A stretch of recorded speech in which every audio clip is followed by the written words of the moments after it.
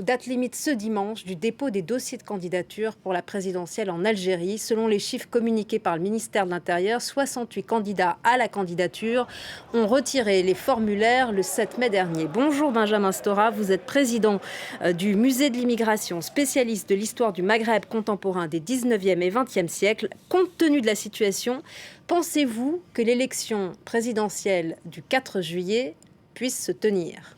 C'est la grande question, c'est naturellement le grand débat puisqu'il y a une contestation populaire très puissante, on le sait maintenant depuis plusieurs mois, et qui s'est polarisée sur cette question des élections du 4 juillet.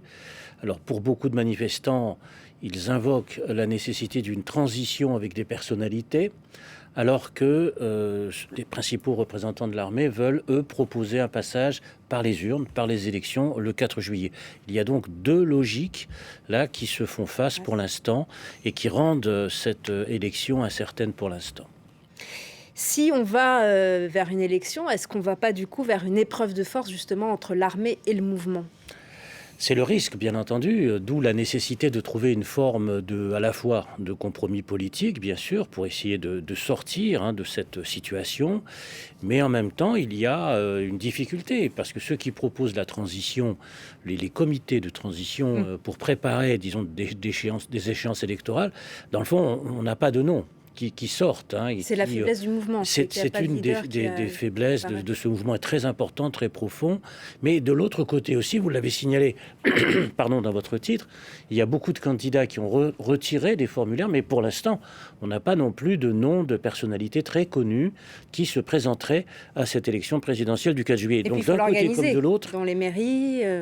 voilà, donc il y a d'un côté comme de l'autre, dans ces deux logiques, à mon sens, qui se font face, pour l'instant, il n'y a pas de personnalité consensuelle qui émerge d'un côté comme de l'autre pour pouvoir, disons, faire en sorte que ces deux solutions puissent converger. Mais est-ce que la convocation, par exemple, d'une assemblée constituante serait envisageable si l'élection présidentielle ne se tient pas ? Tout est possible, vous savez, tout est envisageable, bien entendu. Mais encore une fois, la grande question, c'est le passage ou non par les urnes.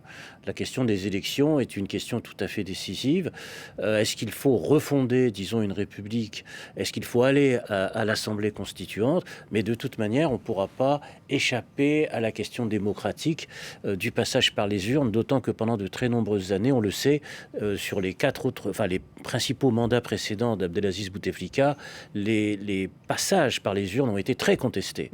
Donc il faut aussi repasser peut-être par le chemin des urnes pour quelque part relégitimer, bien sûr, les institutions de ce pays. Alors il y a encore deux B.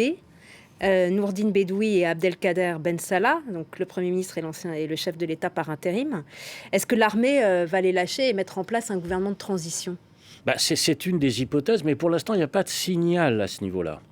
Il n'y a pas de manifestation, de mise en retrait, etc. Encore une fois, la date limite, la date butoir, c'est le 4 juillet, qui correspond d'ailleurs à la date aussi d'indépendance de l'Algérie, le 5 juillet, bien entendu, la fête nationale.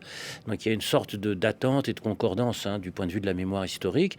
Mais tant que nous n'avons pas franchi cette date butoir, il est très difficile d'envisager des scénarios qui permettraient de dire, par exemple, il y aura un gouvernement d'union nationale, un comité de transition démocratique, une assemblée constituante, etc.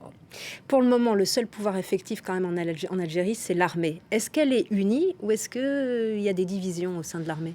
Écoutez, pour l'instant, il n'y a pas de signe, encore une fois, apparemment de dissension ou de division à l'intérieur de cette armée qui a l'air homogène.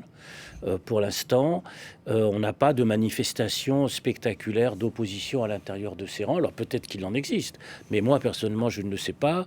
Et pour le grand public aussi algérien, il n'y a pas, disons, de connaissance, disons, d'une armée qui serait divisée. L'armée en Algérie, vous savez, c'est d'abord et avant tout une armée qui existe notamment sur la question des frontières algériennes. Et on parle beaucoup de ce qui se passe au nord, des manifestations, etc. Mais il ne faut pas oublier ce qui se passe notamment dans le sud algérien, au Mali, au Niger, en Libye, etc. Et cette armée, elle est beaucoup plus confrontée à cette question du sud, quelque part, qu'à la question politique du nord, simplement. Alors le mouvement, on l'a dit, il reste calme, il est déterminé, il demande toujours un changement de régime, mais on ne sait pas du tout ce qui se passe en coulisses de ce qui reste du pouvoir, c'est-à-dire l'armée et les forces de sécurité. On n'a pas d'informations sur C'est ça. très difficile, effectivement, vous avez raison de le souligner, c'est très difficile d'avoir des informations, mais il y a quand même, disons, une colonne vertébrale du point de vue de l'État, qui sont les institutions de cette armée, qu'on le veuille ou non. Maintenant, il y a eu des luttes de clans, on sait Voilà. que ça s'est terminé, pas terminé, non, ça c'est... Est-ce qu'il y a des règlements de compte en ce moment? Oui. Parce qu'on imagine que le pouvoir quand même se décompose un peu. Se décompose, je n'irai pas jusque-là, moi, évidemment, puisque quand même l'armée, encore une fois, on l'a dit, est une armée aux frontières notamment qui est très mobilisée, qui existe à travers ses commandements, à travers ses généraux, à travers son corps d'armée. Donc je vois mal une décomposition se profiler, d'autant qu'encore une fois, les manifestants en Algérie ne manifestent pas contre l'armée. Au contraire, ils manifestent sans cesse en disant que l'armée et le peuple sont ensemble. Donc on a par conséquent là aussi, non pas une défiance, mais une volonté de la part du mouvement de contestation populaire de trouver une solution politique démocratique à cette crise. Et il n'y a pas de dissension entre l'armée et la police? C'est pareil. C'est très difficile, non, je crois pas. Vous savez, ça se verrait de toute façon. Maintenant, depuis le temps, ça fait 3 mois que ça dure. Alors peut-être que ça peut arriver, ça peut venir, mais à ma connaissance, non. Alors pour le moment également, on ne parle pas des islamistes. Mais ils n'ont pas disparu. Ah non, les islamistes politiques existent, bien sûr, en Algérie. C'est un courant politique traditionnel. On a vu beaucoup de monde dans les rues, notamment au moment de l'enterrement de Abbas Madani. Oui. Donc il y a, bien sûr, un courant politique se réclamant toujours de l'islam politique, mais ces mots d'ordre de l'islam politique ne sont pas les principaux scandés par la masse, et notamment de la jeunesse algérienne d'aujourd'hui. Les grands mots d'ordre des années 90 ne sont pas sur le devant de la scène aujourd'hui. C'est pas ce programme-là qui est sur le devant de la scène aujourd'hui. N'oublions pas, par exemple, que les islamistes, dans les années 90-92, se prononçaient contre la démocratie et pour le Daoula Islami, c'est-à-dire l'État islamique. C'est pas du tout le point de vue exprimé par la masse des manifestants aujourd'hui. Alors, le mouvement a des revendications démocratiques, essentiellement. La question sociale, on ne la voit pas. Apparemment, elle n'est pas posée. Ah si, la question sociale, elle est très importante parce qu'avant les grandes manifestations dont on parle aujourd'hui, ils ont existé, ces mouvements sociaux, notamment dans le secteur hospitalier, de l'éducation nationale, notamment aussi dans l'industrie. Il y a eu beaucoup de mouvements sociaux avant les grands mouvements de contestation politique, strictement. Donc si, ces mouvements sociaux sont toujours à l'ordre du jour en Algérie, bien sûr. Et y compris socialement, je veux dire, entre les différentes couches de la société. Alors, il y a pour l'instant une sorte d'unanimité, voilà. Bien sûr, sur le plan des revendications politiques à travers l'ensemble des couches sociales.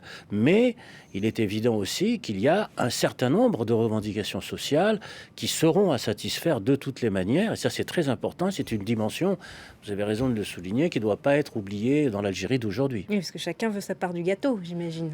L'Algérie, c'est un pays très riche et aujourd'hui, les manifestants, bien sûr, revendiquent sur le plan politique, mais aussi sur le plan de la justice sociale. C'est un des grands mots d'ordre aussi des manifestants aujourd'hui. Rapidement, quelle est la situation économique du pays? Comment évolue-t-elle? Vous savez, elle n'a pas beaucoup évolué. C'est toujours le même problème pour l'Algérie, c'est-à-dire la diversification de son économie, bien sûr, ne pas rester dépendante des hydrocarbures, du gaz et du pétrole, bien entendu, faire démarrer, fonctionner, bien sûr, l'agriculture. Je ne vais pas ici énumérer tous les grands défis, bien sûr, auxquels sont confrontés l'Algérie, mais ces défis sont toujours à l'ordre du jour. Et donc on verra quelle sera l'alternative à cette élection présidentielle du 4 juillet. Merci beaucoup Benjamin Stora d'être venu et merci pour votre analyse de la situation en Algérie.